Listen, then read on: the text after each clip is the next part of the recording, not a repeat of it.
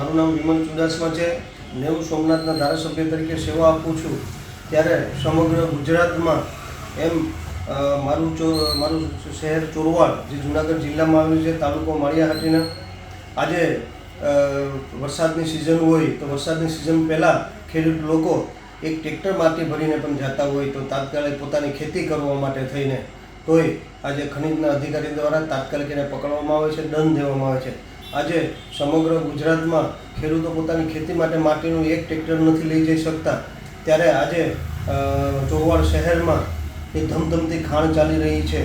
એ મેં માર્ચ મહિનામાં આ રાજ્યના ખનીજના કમિશનર ધવલ પટેલને એમને પત્ર લખેલો, વિધાનસભામાં પણ આ પ્રશ્નો ઉપાડેલો અને મુખ્યમંત્રીશ્રીને પણ પત્ર લખેલો। અવારનવાર માર્ચ મહિનાથી લઈને અત્યાર સુધી મેં અનેક પત્રો જે કમિશનરશ્રીને લખેલા અને કમિશનર ધવલ પટેલને જે ખનીજના કમિશનર છે ગુજરાત રાજ્યના, એને અવારનવાર ટેલિફોનિક પણ વાત કરેલી।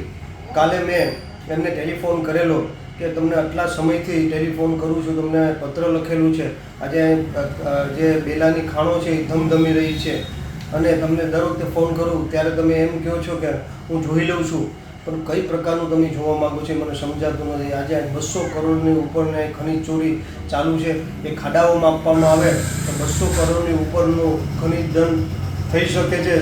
ત્યારે મેં કાલે એમને લખેલો કે અત્યાર સુધી તમે જોવો છો પણ તમે એકવારના કાર્યવાહી કરેલી નથી। તમારા ખનીજના અધિકારી આવે છે, આટો મારીને વહી જાય છે, તો તમે પણ ત્યારે તમારી ફ્લાઇંગ સ્કોડ છે એ ફ્લાઇંગ સ્કોડને પણ મોકલતા નથી। તો એનો મતલબ એ છે, મેં એવું કીધું કે મને લાગી રહ્યું છે કે હપ્તા તમારા સુધી પણ પહોંચી રહ્યા છે। એ વાત સાંભળતા એમને તાત્કાલિક મારો ફોન કાપી નાખેલો। પછી મેં એને વારંવાર ફોન કરેલા પણ એને એમને મારો ફોન ન ઉપાડેલો અને આજે પણ મેં રાહ જોયેલી, હજી પણ મારા ચોરવાડ શહેરમાં એ કાયદેસર ખનીજ માફિયાઓની ખાણ બેફામ ચાલી રહી છે।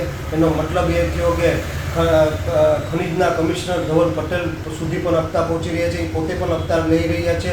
હવે હું સરકારને લખવાનો છે, પત્ર લખવાનો છે, સરકારને પણ રજૂઆત કરવાનો છે કે આ ધવલ પટેલ છે એ હપ્તા લઈ રહ્યા છે તો સરકાર શું એની ઉપર કાર્યવાહી કરશે કે નહીં, અને જો સરકાર એની ઉપર કાર્યવાહી ન કરે આવા અધિકારીઓ ઉપર, તો એનો મતલબ કે આ હપ્તાઓ છે એ કમલમ સુધી પણ જઈ રહ્યા છે અને કમલમ સુધી જઈ રહ્યા છે એના મતલબ અધિકારીથી લઈ અને કમલમ સુધી હપ્તા જઈ રહ્યા છે। ત્યારે જો એની ઉપર સરકાર દ્વારા ગુજરાત રાજ્યની સરકાર દ્વારા કાર્યવાહી કરવામાં આવે તો અમે સમજ્યું કે ધવલ પટેલ સુધી જ હપ્તા જઈ રહ્યા છે। ત્યારે મારી તાત્કાલિક વિનંતી કે તાત્કાલિક ધોરણે આ જે ખાડાઓ છે એ બિનકાયદેસર ખનીજ જે બેલા લાઇમસ્ટોન છે એ બંધ કરાવવામાં આવે અને ખાડામાં આપવામાં આવે અને તાત્કાલિક ધોરણે એને જે કંઈ નીતિ નિયમ મુજબ દંડ દેવામાં આવે, FIR કરવામાં આવે અને FIR કરવામાં આવે, જેનાથી બીજી વાર કોઈ ખનીજ માફિયાઓ આવી રીતે બેફામ ખનીજ ચોરી ન કરશે।